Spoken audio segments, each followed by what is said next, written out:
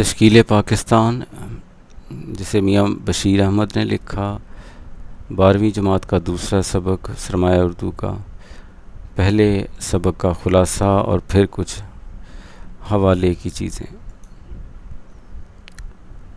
خلاصہ: برصغیر میں اسلامی حکومت کے زوال کا آغاز اورنگزیب عالمگیر کی وفات 1707 عیسوی سے ہو گیا تھا۔ 18ویں صدی کے وسط تک امراء کی طاقت معدوم ہو گئی اور 19ویں صدی کے شروع میں ہی سقوط دہلی 1803 عیسوی ہو گیا۔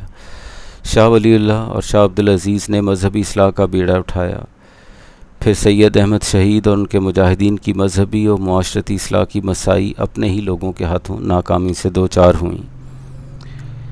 بنگال کی فرائضی تحریک بھی اسی سلسلے کی ایک کڑی تھی۔ 1857 عیسوی میں جنگ آزادی کی ناکامی مسلم دور حکومت کے تابوت میں گویا آخری کیل ثابت ہوئی۔ مسلمانوں کے عہدے، جاگیریں اور تعلیمی نظام سب کچھ جاتا رہا۔ انگریزی کو سرکاری زبان کا درجہ ملا تو ہندو بھی اس بہتی گنگا میں ہاتھ دھونے کے لیے آگے بڑھے۔ ان حالات میں سر سید احمد خان سامنے آئے۔ انہوں نے بدلے ہوئے حالات کا ادراک کرنے اور مصلحت سے کام لینے کا راستہ اپنایا۔ علی گڑھ جدید تعلیم کا مرکز بنا۔ محمدن ایجوکیشنل کانفرنس کے اجلاسوں میں مشترکہ تعلیمی لاہ عمل پر کام ہوا۔ اس دوران اردو ہندی تنازع سے سر سید اس نتیجے پر پہنچے کہ مسلمان اور ہندو اصل میں دو الگ الگ اقوام ہیں۔ سر سید کا خیال تھا کہ جدید تعلیم کے بغیر مسلمانوں کو سیاست سے دور رہنا چاہیے۔ وہ مغربی جمہوریت کو مسلمانوں کے لیے انتہائی غیر موزوں سمجھتے تھے، جس سے مسلمان ایک مستقل اقلیت بن کر رہ جاتے۔ سر سید کی محنت مسلمانوں کی سیاسی بیداری کی صورت میں رنگ لائی۔ تحریک علی گڑھ کے علمی، ادبی اور سیاسی اثرات نمودار ہوئے۔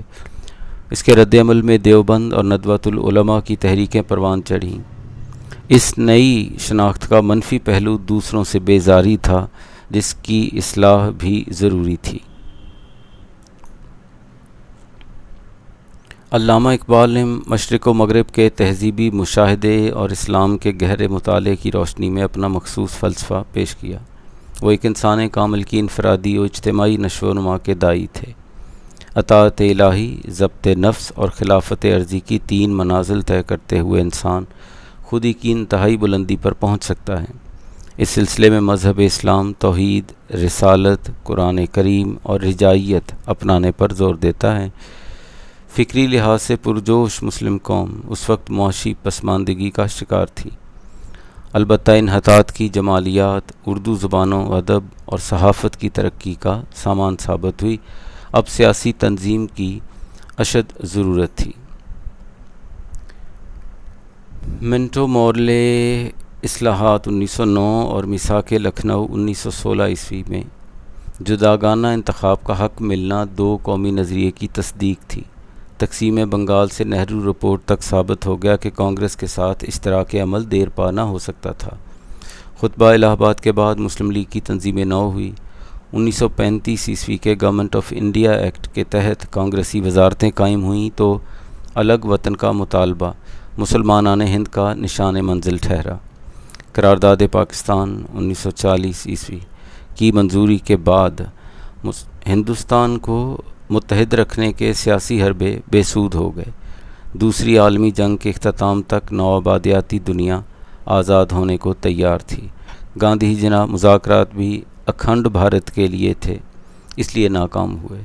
بالآخر 14 اگست 1947 عیسوی کو پاکستان معرض وجود میں آ گیا۔ قیام پاکستان تاریخ عالم کا ایک انوکھا واقعہ ہے۔ راہ آزادی کی ان گنت قربانیاں اس بات کی متقاضی ہیں کہ پاکستان ایک حقیقی اسلامی فلاحی ریاست بنے۔ پاکستان کی بنیاد اسلام ہے، جو رسول اللہ صلی اللہ علیہ وسلم لائے اور جس کی جھلک خلافت راستہ میں دکھائی دیتی ہے۔ اسلام ہی استحکام پاکستان کا ضامن ہے۔ یہاں خلاصہ ہمارا مکمل ہو گیا۔ جو تشریح والے پیرے بہت سارے ہیں، لیکن اب آپ کی ہمت ہے کہ کیا کیا یاد کرتے ہیں۔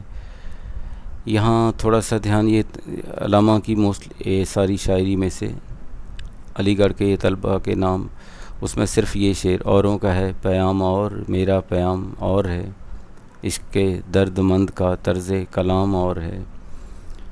تو یہ تو ہو گیا کہ جو علی گڑھ کے طلبہ کے لیے علامہ نے لکھے. سر سید کے بارے میں آگے کچھ باتیں آئیں گی.